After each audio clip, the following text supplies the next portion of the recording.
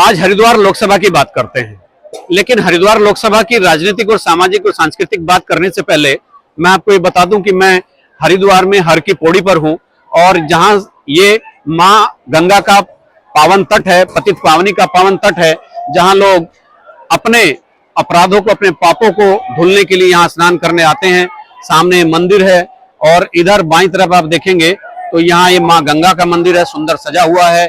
बगल में महर्षि वाल्मीकि का मंदिर है और ऊपर अगर देख सकते होंगे तो एक धार्मिक प्रतीक, एक बहुत बड़ा धर्म का केंद्र यहाँ माँ मनसा देवी का मंदिर है। अब ये चूंकि यहाँ पर भगवान महादेव की ससुराल हरिद्वार को कहा जाता है और राजा दक्ष का मंदिर भी यही है, यही उनका स्वयंवर भी हुआ था। और ये आप अपने दूसरी तरफ, मेरे दूसरी तरफ देख सकते हैं कि माँ गंगा अपने पूरे वेग के साथ यहाँ पर बह रही है। बहरहाल चुनाव के लिए मैं आपको अब इसके बाद चुनाव की नाव पर सवार करता हूं, आपको बताता हूं कि चुनावी गतिविधियों में क्या हो रहा है। आप जो है जानना चाहेंगे कि हरिद्वार की लोकसभा का मिजाज कैसा है।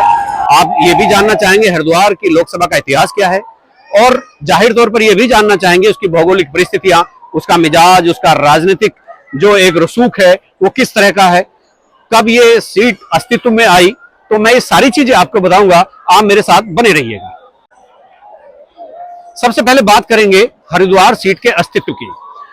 1972 में जब परिसीमन आयोग का गठन हुआ तो परिसीमन आयोग ने एक नई सीट यहां पर क्रिएट की, उसका नाम हरिद्वार था।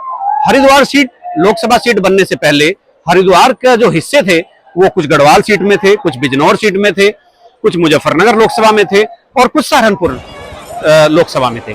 जो क्षेत्र जिस भी लोकसभा से लगा हुआ था वो उतना ही हिस्सा उसका दूसरे लोकसभा में था।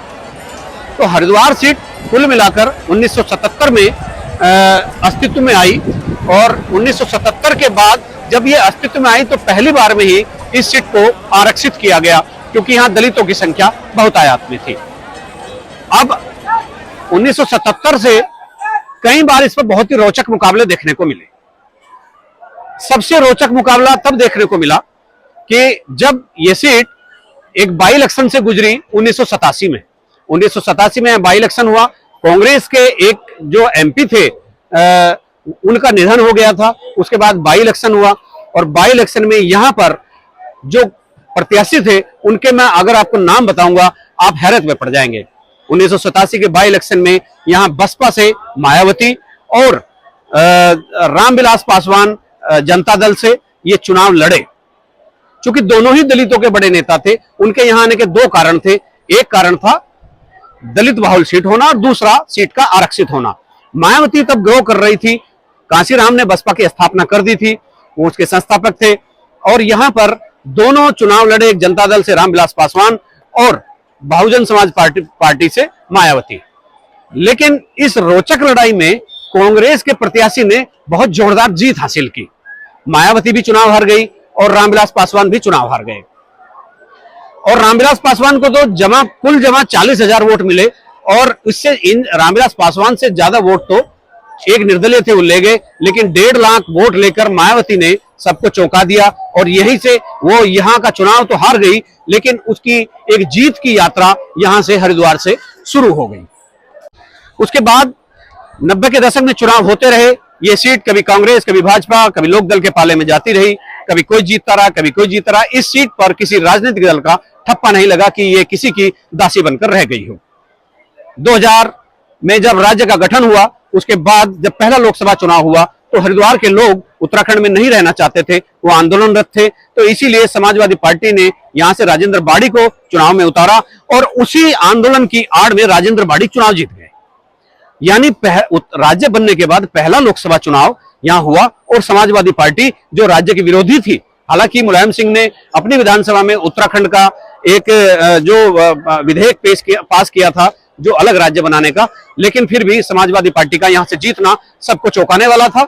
और लेकिन यह भी रहा कि उसके बाद में समाजवादी पार्टी के किसी भी प्रत्याशी की यहां जमानत नहीं बची और 2004 में राजेंद्र बाड़ी यहां से एमपी चुने गए, जो बाद में कई बार एमएलए का चुनाव भी लड़े लेकिन जीत नहीं पाए। वो एक दौर था। उसके बाद में हरिद्वार के लोगों को भी समझ में आया कि उत्तराखंड के साथ रहने में फायदा है और वो आंदोलन धीरे धीरे दम तोड़ गया। इसी दौरान जब हरीश रावत लगातार अल्मोड़ा में हार रहे थे, लगातार हार का सिलसिला उनका टूट नहीं रहा था, उसी के साथ साथ परिसीमन आयोग आया और उस परिसीमन आयोग ने अल्मोड़ा को आरक्षित कर दिया और हरिद्वार को सामान्य कर दिया। तभी इस सीट पर हरीश रावत 2009 में चुनाव लड़ने आए और यहाँ के लोगों ने हाथों हाथ लिया और वो चुनाव जीत गए। केंद्र में राज्य मंत्री बने, फिर कैबिनेट मंत्री बने, फिर इसी राज्य के मुख्यमंत्री बन गए। जब उनको अगला चुनाव 2014 का था, तब वो यहाँ मुख्यमंत्री थे। जब उनकी पत्नी रेणुका रावत ने यहाँ से लोकसभा का चुनाव कांग्रेस के सिंबल पर लड़ा, तो वो बुरी तरह से पराजित हुई और ये चौंकाने वाली बात थी कि मुख्यमंत्री की पत्नी यहाँ से चुनाव हार गई थी। 2009 के बाद 2014 में जब इलेक्शन हुआ तो रमेश पोखरियाल निशंक भाजपा के टिकट पर रिकॉर्ड मतों से जीते और उसके बाद 2019 में भी उन्होंने जीत हासिल की। तो पिछले 10 साल से हरिद्वार सीट भाजपा के कब्जे में है और इस बार 4 साल मुख्यमंत्री रहे, उत्तराखंड के मुख्यमंत्री रहे त्रिवेंद्र सिंह रावत, जो एक बहुत मजबूत और कद्दावर नेता माने जाते हैं, वो यहाँ से मैदान में है और वो भाजपा के सिंबल पर चुनाव लड़ रहे हैं। उनका अच्छा खासा रसूख है, संघ से भाजपा तक उनकी एक अपनी पहचान है, बहुत दमदारी के साथ वो चुनाव लड़ रहे हैं। साथ में बसपा ने यहाँ से जमील अहमद को उतारा है। अगर वो विपक्षी खास तौर पर मुस्लिम मतों का ध्रुवीकरण कर गए या विभाजन कर गए तो भाजपा को मुश्किल हो सकती है, अन्यथा ये सीट भाजपा की तरफ जाती हुई लग रही है। हालांकि हरीश रावत ने भी इस मामले में कोई कोर कसर बाकी नहीं छोड़ी और आज हमने जितना हरिद्वार ग्रामीण क्षेत्र घूमा है, वहां पर जितना भाजपा का जोर है उतना ही हरीश रावत का इंडिविजुअली जोर है। कांग्रेस का हो या ना हो, लेकिन लोग हरीश रावत को रिकॉग्नाइज कर रहे हैं और हरीश रावत के बेटे वीरेंद्र सिंह रावत इस बार यहां से कांग्रेस के प्रत्याशी हैं। लेकिन एक और चौथा पहलू इसमें है कि खानपुर से निर्दलीय विधायक उमेश कुमार भी यहां पर जोर आजमा रहे हैं। वो भी निर्दलीय लोकसभा का चुनाव लड़ रहे हैं और इस लोकसभा चुनाव में लोग कहते हैं कि उन्हें भी वोट मिलेंगे, लेकिन उमेश कुमार जीतेंगे या नहीं जीतेंगे तो भविष्य के गर्भ में है। लेकिन वो किसके वोटों की कटिंग कर रहे हैं? अगर वो मुस्लिमों में सेंधमानी कर रहे हैं तो कांग्रेस को नुकसान होगा। अगर वो ब्राह्मण या दूसरे ब्राह्मण या प्रजापति या सैनी इन वोटों का में सेंधमानी कर रहे हैं तो भाजपा को नुकसान होगा। वो किसको कितना नुकसान पहुंचाएंगे, वो उनकी जीत और हार का क्या होगा, भाजपा और कांग्रेस कहां टिकेंगे, ये तो एक बाद की बात होगी देखने वाली। लेकिन फिलहाल यहां पर मुकाबला बहुत रोचक है। लड़ाई तो प्रथम दृष्टया लग रही है कि कांग्रेस भाजपा के बीच है, लेकिन जमील अहमद बसपा से और निर्दलीय उमेश कुमार ने भी एक काफी टक्कर यहां पर दे रखी है। 20 लाख मतदाताओं वाली इस लोकसभा सीट पर तमाम मुद्दे हैं, तमाम समस्याएं हैं। हर साल मानसून से यहां हजारों एकड़ फसल पूरे हरिद्वार ग्रामीण क्षेत्र में बर्बाद हो जाती है।